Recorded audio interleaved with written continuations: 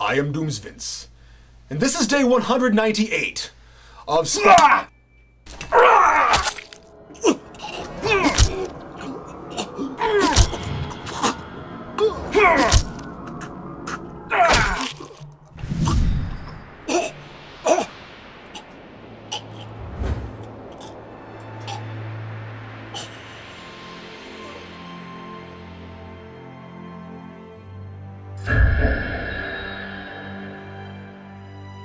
Guilt, hopelessness, despair, those and a dozen other emotions are coursing through me as I write this entry. After days and weeks of agonizing over the very real likelihood that if I return home after a full year of this insanity is all I'll have left, I have murdered Doomsvince.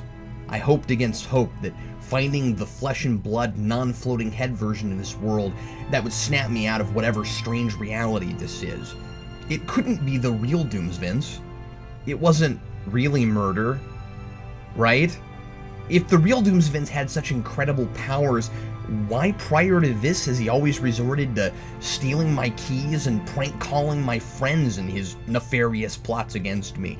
But Violator and Malbolgia's prattling about Doomsvince's alleged reverse psychology got me thinking after I read issue 100. It seemed like he kept trying to trick me into drinking that Mountain Dew and committing suicide, but he was far more serious back on day 143 about my promising never to go looking for him again than he had ever been about anything.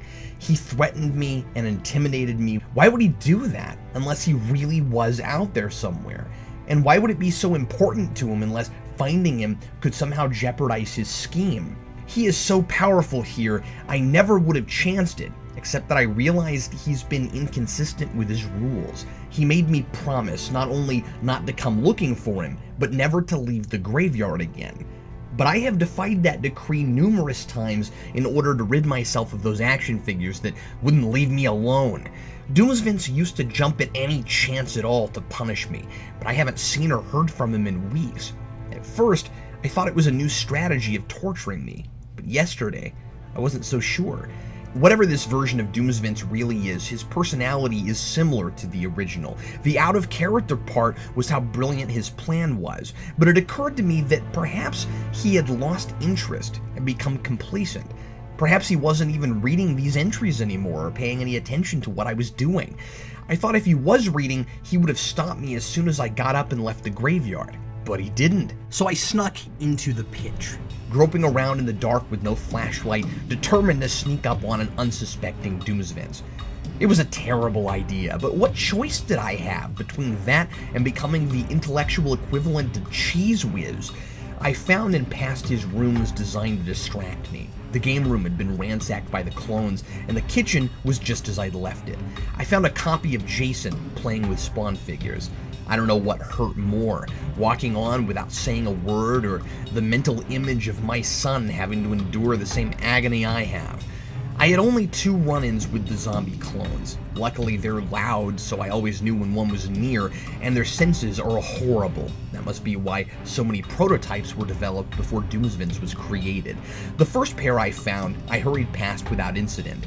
The smartest of them was attempting to aid another in improving his language skills. Mustard. Mustard. It's pronounced mustard.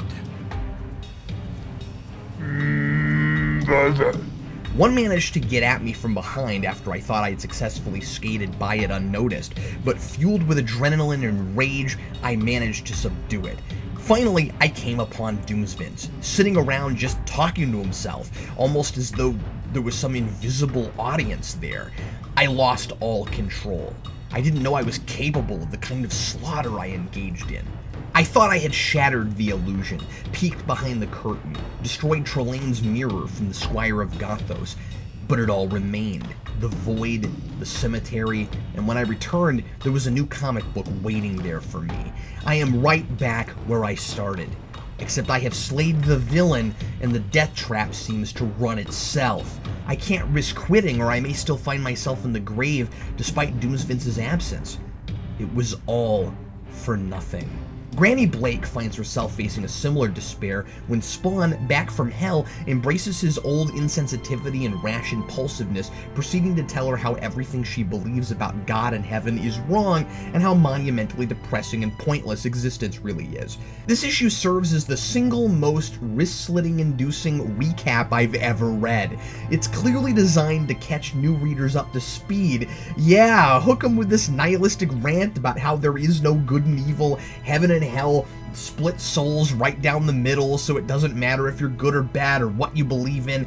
Every religion is bunk. Heaven and hell are essentially the same organization, except each hates the other and is vying for ultimate power. And let's do it in the form of a religious argument where an old lady will curse what she thought was the angelic guardian spirit of a grandson-in-law she truly admired and nearly give her a heart attack. She has a profound, paralyzed reaction to Spawn's selfish, horrifying monologue, and I thought for sure she was going to keel over right there. I was relieved Hogwood didn't go that far.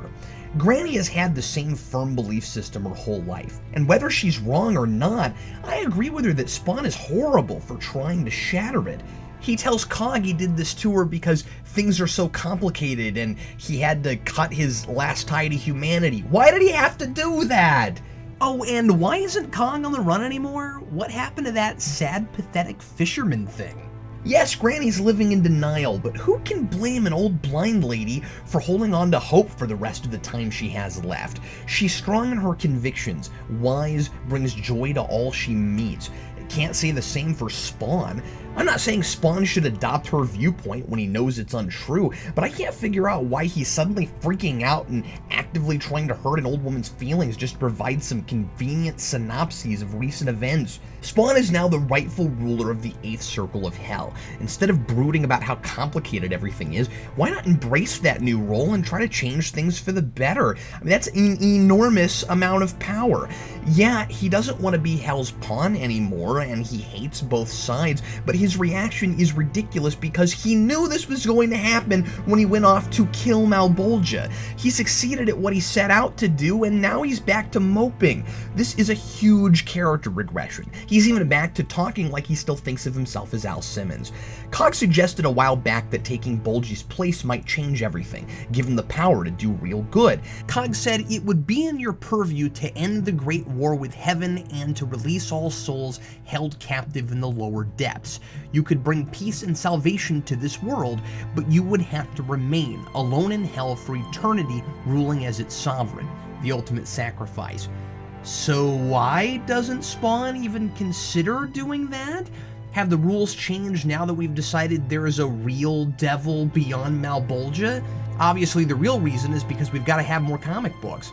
Greg Capullo has sadly finally left the book, leaving art duties to Sam and Twitch's Angel Medina, who's serviceable, but I find his backgrounds too empty, and often his face is too exaggerated and cartoony, especially Wanda's. She doesn't look like herself at all anymore. It reminds me oddly of Doug Mankey's work on The Mask. This is intolerable. I murdered someone, and it accomplished nothing. Signed, Captain Logan.